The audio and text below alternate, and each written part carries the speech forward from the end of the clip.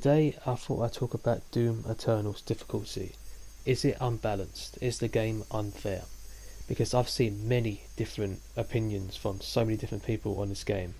Some saying the game is brutal but fair, others are saying it's very easy. And then you've got other people saying this is the most unfair game in the series, or actually in general, one of the most unfair FPS games ever made. The variety is that far. It's just so many different people are saying completely different things about this game. And I thought I'd just give my take on this. Personally, I think this game is 100% balanced. I think everything they put in this game is completely fair. It's just, you need to adapt to it. I think what the main problem is with this game is that people who played Doom 2016 expect the gameplay to be just like that. Because the gameplay in Doom 2016 was much more simple than it is here. You didn't have to think about things as much as you do now. I mean, of course, the game is still really challenging, and you had a lot of other stuff to think about, but not on the same level as Doom Eternal, because there's so much more gameplay mechanics added into the mix that it can really be confusing at times on what to use in the right scenario, because every single enemy and every single encounter has specific weapons and tools that you would need to use to survive the encounter. Not want to use, you would need to use them, especially on the higher difficulties. If you don't do a specific thing that the game wants you to do, you're not going to survive that encounter, or you would barely survive. And the further you get in the campaign, the harder it will become. And there's a lot of things in Doom Eternal that you have to remember, because in this game it doesn't just give you all of the resources on the map. There's enough resources on the level to give you a booster in these encounters, but not enough for you to survive the whole thing. And this comes especially true in the later levels, where there's going to be even less resources, and then you fight with multiple big guys at a time. It can really be challenging, even on the lowest of difficulties. On my first playthrough and Hurt Me Plenty, where I'm uploading to YouTube, I did struggle quite a lot in many different places. This is because of my own mistakes. I wasn't adapting to the gameplay well, and I was making very small errors that could really mean a lot, even on the lower difficulties. I didn't use my dash, I forgot to get ammo, and it really made a huge difference. I didn't move enough. You have to be mobile all the time in Doom Eternal.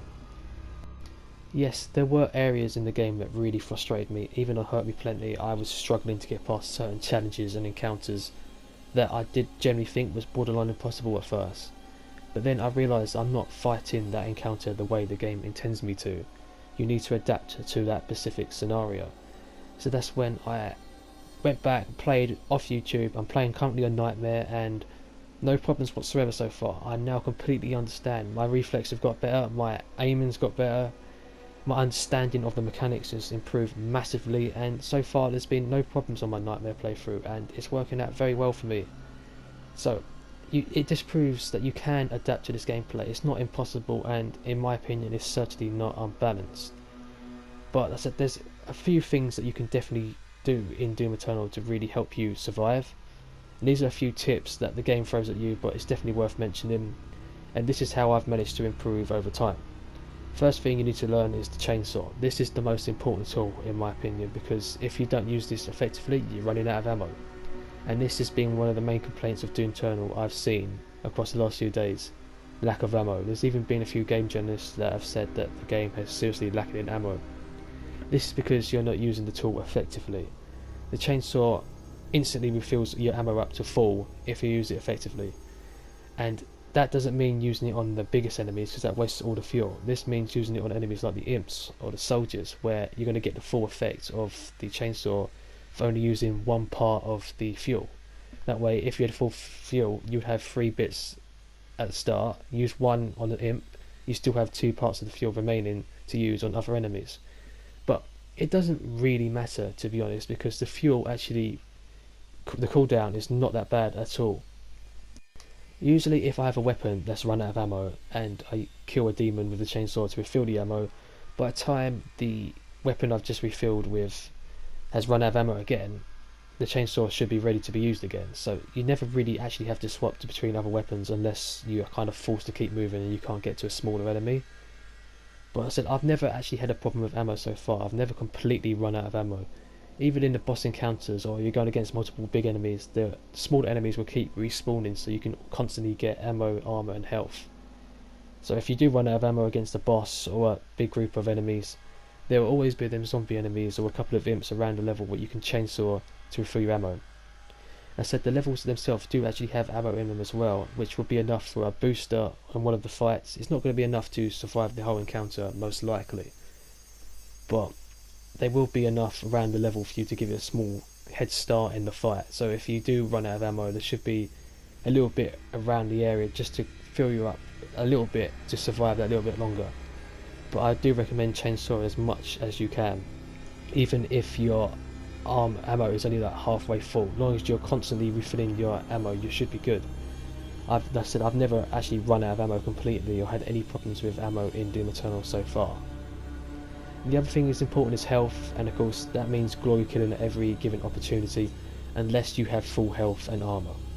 If you have full health or mostly full armor, then there's not really any necessary need to glory kill, because you're not going to be. It's just a waste of a glory kill because you're not going to be collecting any of the health. That's when you want to focus on getting the armor. But if your health is not 100%, then definitely glory kill at every given opportunity that you get. That doesn't really necessarily mean run into an enemy that's surrounded by other demons and trying to glory kill him, because that won't be effective, because by the time you collect the health you'll be losing it all when all the other demons have surrounded you and draining your health.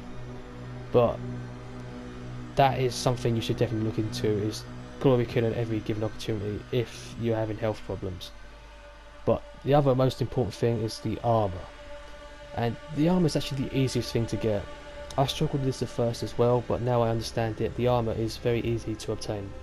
You get the flamethrower on the second level. That does mean the first level can be pretty challenging because of the lack of armor, but once you get to the second level and you're given the flamethrower, then it should become a lot easier, because all you need now is a small group of 2 or 3 enemies just like there, and then you can use your plasma gun, use your chain gun, just mow through the enemies, and that's it. You have full armor again. That's all you have to do. Armor is the easiest thing to get in the game. Just 2 or 3 enemies standing next to each other, use the machine gun or even a shotgun does work, because once you kill the enemies they drop all the armor and you're good.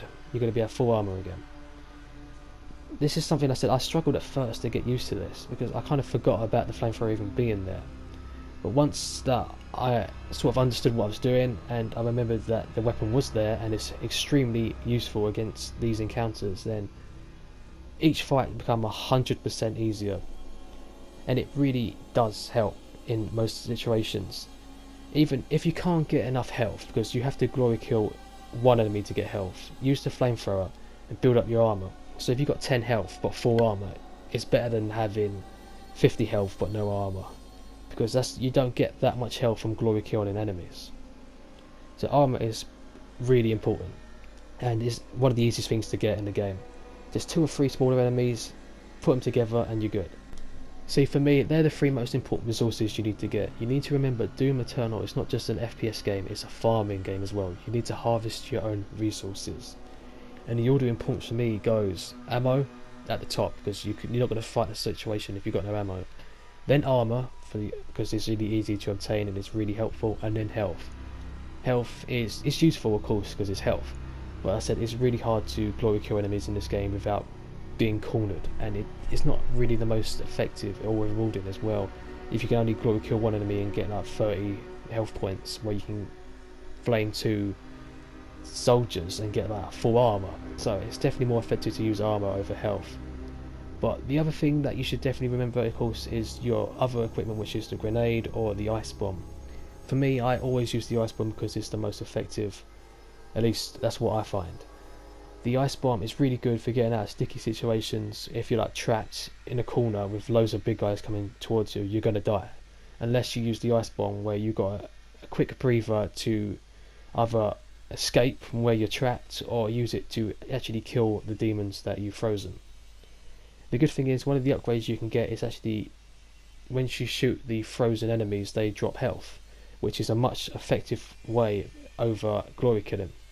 So if you use this plus flame the enemies at the same time, you're going to be refilling health and armor, meaning if you can freeze 2 or 3 enemies, you're going to have full health and armor, which is a huge difference on the battlefield against some of these tougher encounters. So that's something that I definitely recommend you upgrade once you're given the opportunity to upgrade the ice bomb.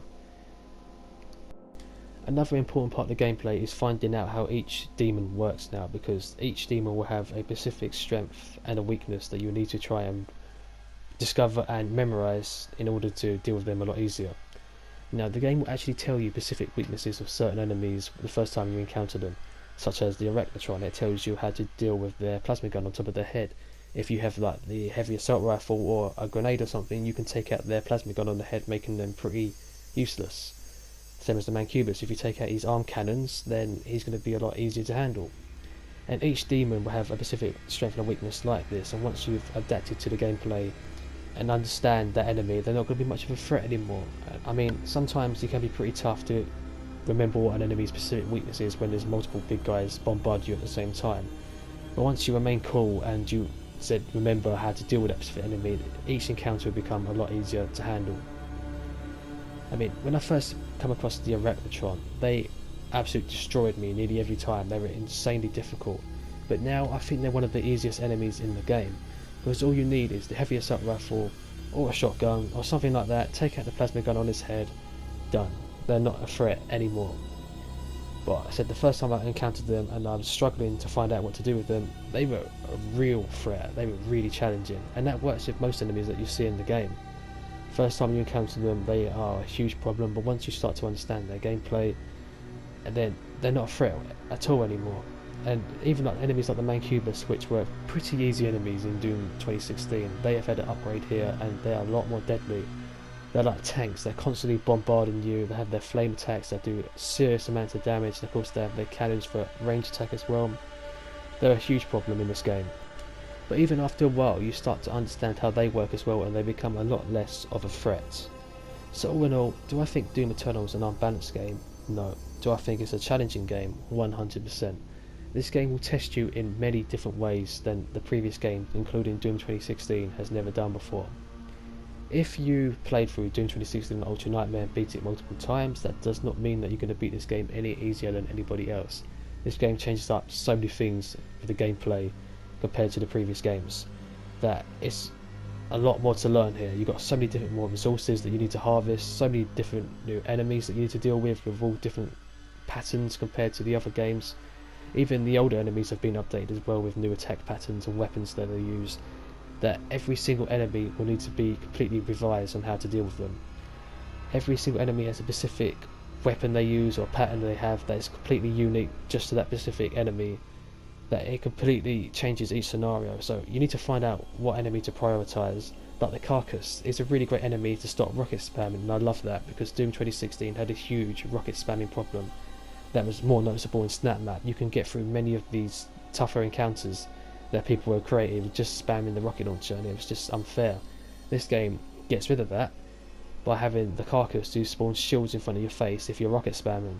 And of course the rocket launcher itself has actually, the weapon's fire rate has been reduced massively as well, making it a much less effective weapon to use. I mean, it's still really good to use, but not on the same levels as it was in Doom 2016. And I don't think that's a bad thing. I think that's actually a good thing, because it eliminates that rocket spamming. So there's so many different things you need to look at in Doom Eternal, but it's not that hard once you start to adapt to it. I mean, I've only had the game for a few days now, and I think I completely understand how the gameplay wants me to work. I understand how the gameplay works and understand how certain scenarios work in the game as well. So once you finally adapt to that, then difficulties like Nightmare become a lot easier to handle.